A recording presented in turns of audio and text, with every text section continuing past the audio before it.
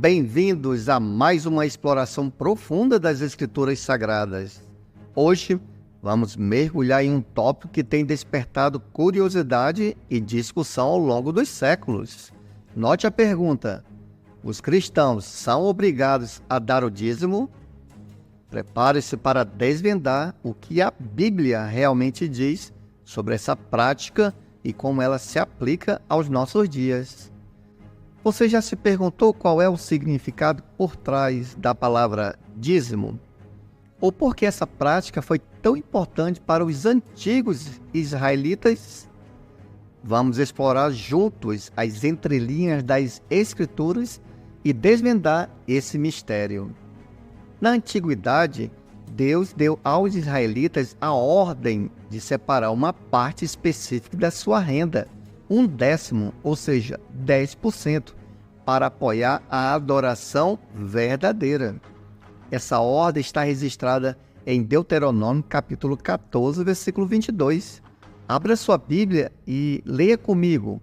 Passa a nos dizer assim: você deve sem falta dar 1/10 de tudo que a sua semente produzir no campo, ano após ano.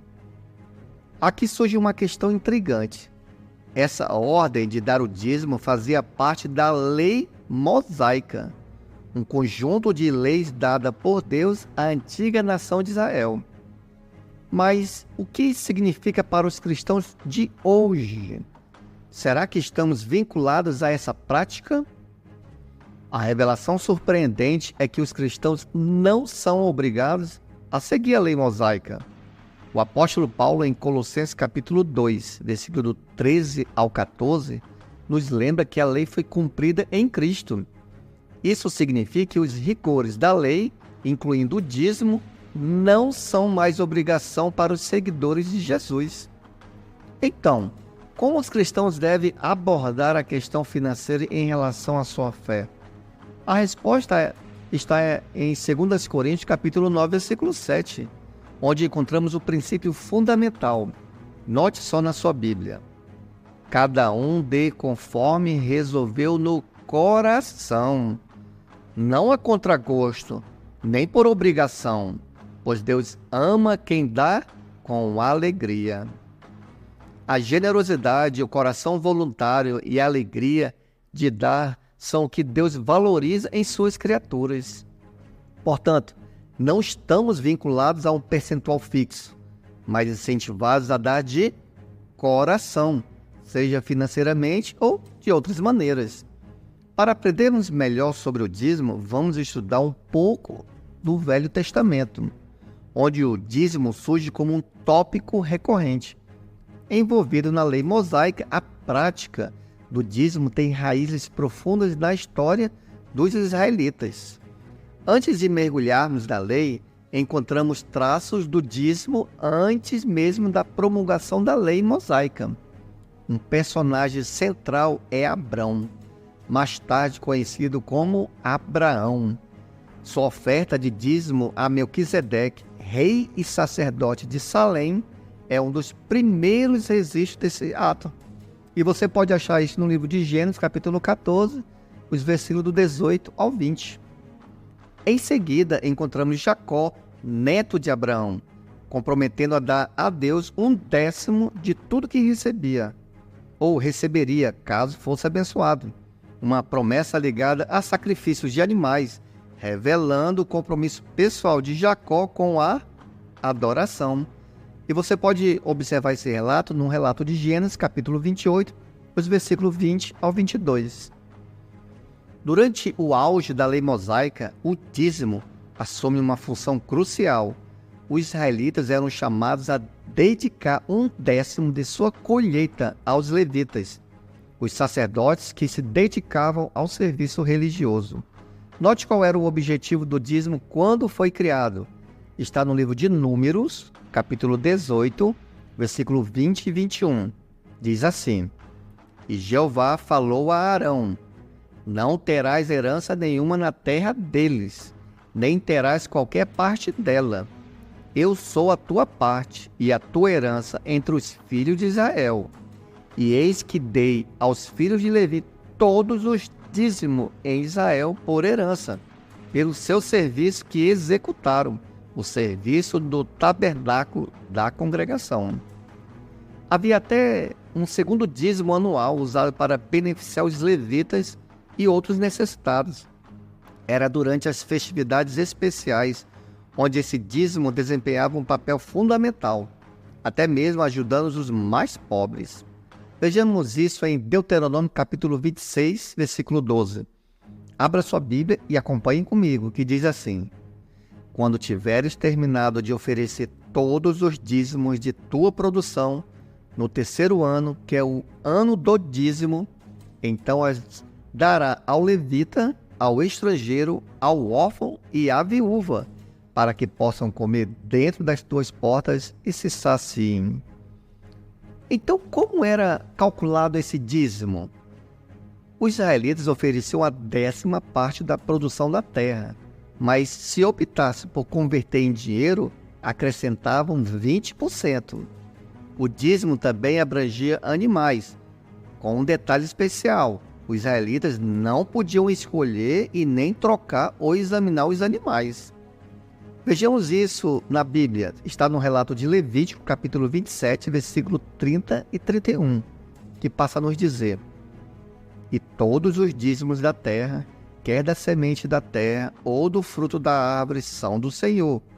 Santas são ao Senhor. E se o homem quiser resgatar de seus dízimos, acrescentará a sua 5ª parte sobre ela. O dízimo era uma prática anual, exceto durante os anos sabáticos de descanso. A cada 7 anos, o ciclo de dízimo era interrompido devido ao descanso da terra. Nos terceiro e sexto ano desse ciclo, o segundo dízimo era compartilhado com os necessitados, e você pode achar isso num relato de Deuteronômio capítulo 14, versículo 28 e 29. A lei não prescrevia punições por não pagar o dízimo, mas esse ato era uma obrigação moral, era um compromisso que os israelitas faziam com Deus e era encarado como um dever de acordo com o relato de Deuteronômio, capítulo 26, versículo 12 ao 15. O dízimo era uma via de mão dupla, pois Deus prometia bênçãos à nação que praticasse o dízimo, e por outro lado, a nação perdia essas bênçãos quando deixava de cumprir essa obrigação. Como é que nós sabemos isso? Vamos ver um exemplo? Está registrado no livro de Malaquias, capítulo 3, versículo 10, que nos passa a dizer: Trazei todos os dízimos para o armazém, para que haja alimento na minha casa. E provai-me agora com isto, diz o Senhor dos Exércitos, se eu não vos abrir as janelas do céu e derramar sobre vós uma bênção, que não haverá espaço suficiente para recebê-la. Com a jornada quase completa, compreendemos que o dízimo era mais que uma mera prática financeira. Era um ato de adoração e obediência, embasado em princípios morais no Antigo Testamento. Agora, adentramos num terreno do Novo Testamento, onde encontraremos mudanças intrigantes em relação ao dízimo. À medida que nos aproximamos da era de Jesus e da igreja primitiva, veremos como essa prática foi transformada sob a influência do Novo Testamento. Vamos começar?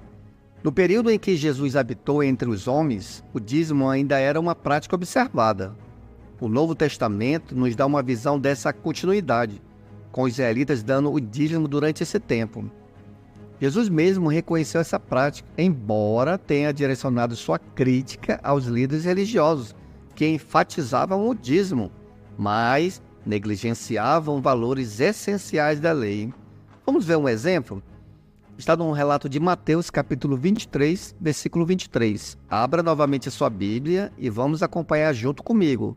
Diz assim: Ai de vós, escribas e fariseus, hipócritas, porque pagam o dízimo da hortelã, do endro e do caminho, ou melhor, e do cominho, e tendes omitido as questões importantes da lei: juízo, misericórdia e fé.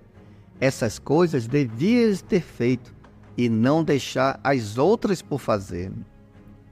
Entretanto, uma reviravolta significativa ocorreu após a morte de Jesus.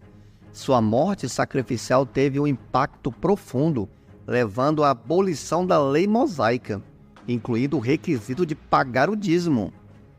Vamos observar esse requisito? Está no livro de Efésios, capítulo 2, do 13 ao 15, onde vai destacar sobre a abolição da lei mosaica.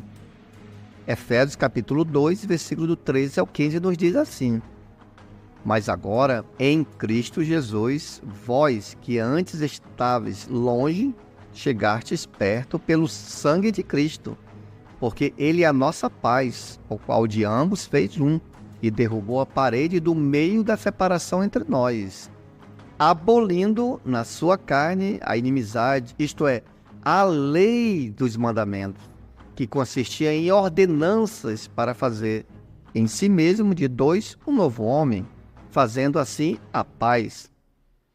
Essa mudança radical fez com que o dízimo deixasse de ser uma obrigação. Com o nascimento da igreja cristã, novos padrões surgiram. Nos primórdios, a prática de dedicar uma 10ª parte da renda para fins religiosos era voluntária e não uma obrigação. Só mais tarde, após o Concílio de Tours em 567, era comum, essa prática foi transformada em uma obrigação. Você pode achar isso fazendo uma pesquisa nas enciclopédias da internet sobre a história secular do dízimo. Uma mudança que revela a evolução da relação entre o dízimo e a igreja cristã ao longo do tempo. Portanto, a jornada pelo dízimo no Novo Testamento nos mostrou uma transformação significativa. O que era uma obrigação no período anterior à morte de Jesus se transformou em uma prática voluntária após seu sacrifício. Só para deixar bem claro, faço a pergunta direta: os cristãos são obrigados a dar o dízimo hoje? A resposta é não. Não há uma obrigatoriedade imposta pelo Novo Testamento. No entanto, muitos cristãos optam por dar como expressão da sua fé e do amor a Deus, para apoiar também as atividades da igreja e ajudar os necessitados. Bom, se você está ansioso para continuar explorando as profundezas de conhecimento bíblico, não se esqueça de se inscrever em nosso canal para receber as atualizações regulares. Nosso objetivo é trazer relatos impactantes e envolventes, assim como o tema do dízimo que exploramos hoje. Se você gostou do vídeo e teve alguma dúvida sobre o dízimo ou outras passagens bíblicas, compartilhe suas reflexões nos comentários abaixo. A sua contribuição vai com certeza enriquecer a nossa comunidade e todos nós iremos estar aprendendo. E é claro, se o conteúdo te ajudou de alguma forma, deixe seu like e compartilhe com amigos e familiares que possam beneficiar dessa discussão sobre o dízimo na Bíblia. Vamos espalhar esse conhecimento juntos. Antes de encerrarmos, quero te preparar para a próxima etapa da sua jornada de conhecimento. Continue aprofundando sua compreensão e explorando o nosso próximo vídeo recomendado. Clique nele e siga em frente. E para aqueles que estão conosco até o final, um desafio. Nos comentários, escreva a seguinte frase para nos mostrar que estão comprometidos com um aprendizado contínuo: o dízimo não é obrigatório. Estamos ansiosos para ver vocês novamente na próxima exploração bíblica. Até lá!